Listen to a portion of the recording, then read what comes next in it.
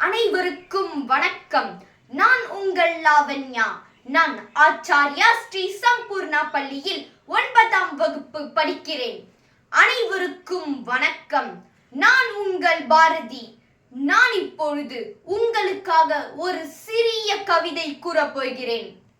நெஞ்சு பொறுப்பதில்லையே, இந்த நிலை கெட்ட மனிதரை நினைத்து விட்டால் அஞ்சி அஞ்சி சாவார். இவர் அஞ்சாத பொருள் இல்லை. அவனிலே மரத்தில் என்பார், குளத்தில் என்பார், வஞ்சி பேய்கள் என்பார், பிஞ்சி முகத்தில் என்பார். எண்ணி பயப்படுவார், மிக துயர்படுவார். இதன் தொடர்பாக ஒரு கதையை தான் கூறப் போகிறேன். 800 வருடங்களுக்கு முன்பு திருவண்ணாமலையில் மிளகாய் பழச்சாமி என்றொரு பரதேசி வாழ்ந்து வந்தான். அவன் ஒரு நாளிற்கு 20 மிளகாய் பழத்தை தின்று ஓர்மிடர் தண்ணீரும் குடிப்பான். அவனிடம் ஒரு கிளியுண்டு.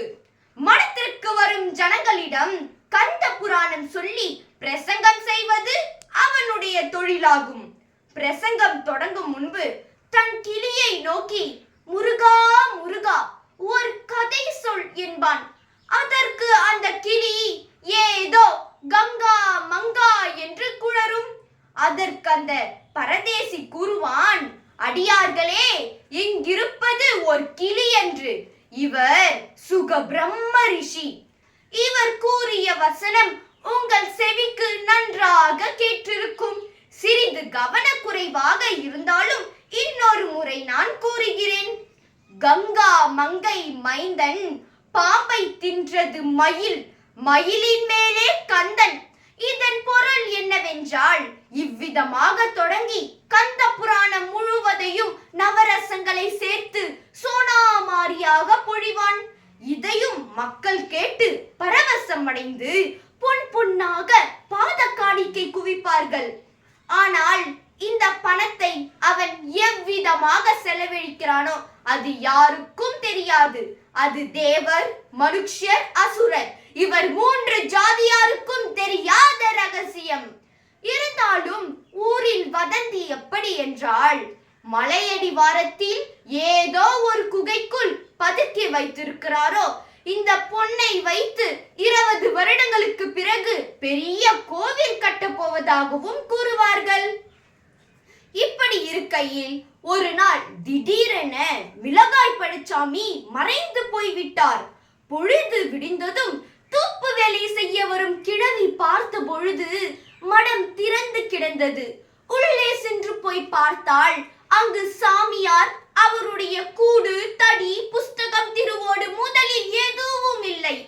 கிழவி கூவி விட்டு வீடு போய் சேர்ந்தாள். இந்த செய்தி ஊர் அதிகாரிக்கு தெரிந்தது. பொன்னை அனைத்தையும் பரதேசி மறைத்து வைத்திருக்க கூடும்.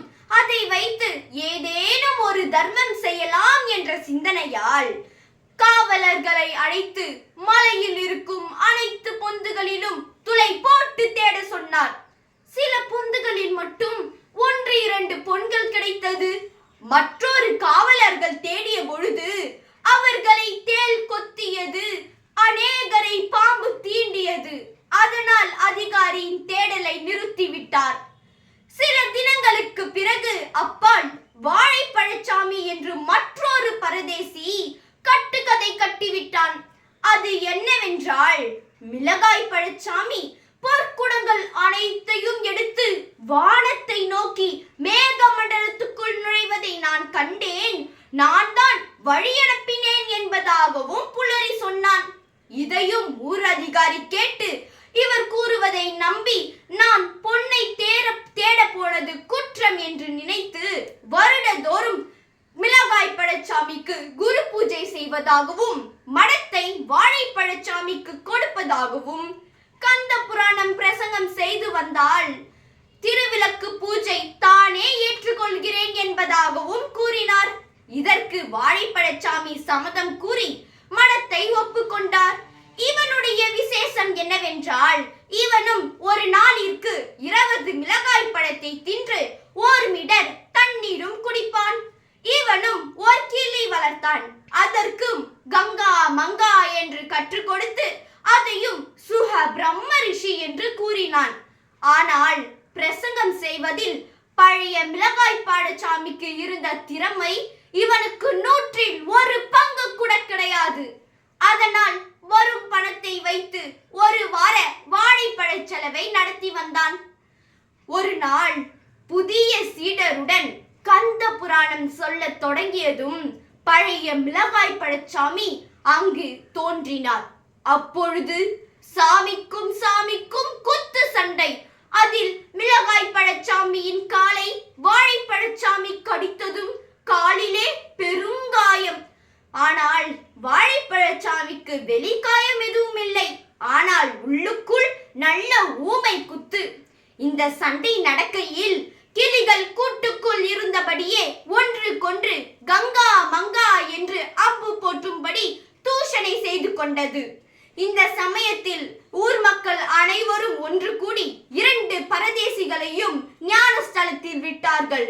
அப்பொழுது வாழைப்பழச்சாமியை உடனடியாக ஊரை விட்டு துரத்தும்படியும் மிளகாய் பழச்சாமிக்கு மடத்தை கொடுக்கும்படியும் கூறினர். இனிமேல் கந்த புராணம் பிரசங்கம் செய்து வந்தால் 1 பங்கு கோவிலுக்கும் மற்றொரு பங்கு அதிகாரிக்கும் என்று தீர்ப்பு வழங்கப்பட்டனர். இந்த கதையில் இன்று நாம் என்ன தெரிந்து கொண்டோம்?